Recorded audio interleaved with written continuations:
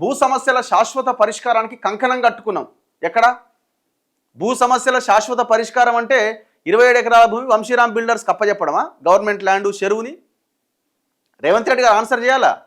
మీ Congress party ఎమ్మెల్యేలు 4 హైకోర్టులో పిల్లేసి Jadcherla MLA Gandhi భవన్లో ప్రెస్ మీట్ పెట్టి ఈ భూమిలో ఎవరు కూడా ఏమీ కొనొద్దు, కొన్న తర్వాత ఆగం కావద్దు అని గాంధీ భవన్లో ప్రెస్ మీట్ పెడితే మీరేమో పర్మిషన్లు ఇచ్చేసిరు వానికి. మరి ఇప్పుడు భూ సమస్యల శాశ్వత పరిష్కారం అంటే ఏంది? దొంగల భూములు కట్టబెట్టడమా?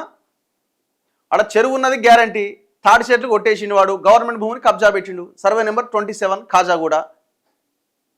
వెస్టర్న్ కన్స్ట్రక్షన్స్ రంజిత్ రెడ్డి 27 ఎకరాల టీజీఐసి ల్యాండ్ గవర్నమెంట్ మీదే ఉన్నది, దర్జాగా అమ్ముతున్నాడు, వేల కోట్ల రూపాయలు సంపాదిస్తున్నాడు, ఖజానా నిండుతున్నది. ఇందులో మీ పాత్ర లేదా? రంజిత్ రెడ్డి దాంట్లో మీ పాత్ర లేదా?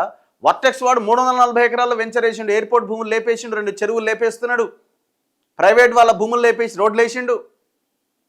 ఇందులో మీ పాత్ర లేదా? 340 ఎకరాల్లో మరి వానికి ఎట్లా రాసిచ్చి దాని మీద ఇంతవరకు మీరు తీసుకునే యాక్షన్ ఏంది?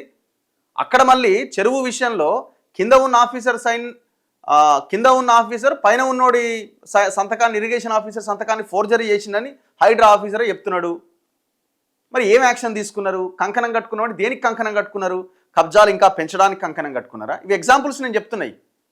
వాసవి విజయ్ కుమార్ అంటోడు మొత్తం ఆడ కోమటికొండ చెరువుని, ఈడ మైసమ్మ చెరువుని మొత్తం విలేజ్ మ్యాప్లోనే మార్చి పడేసిండు.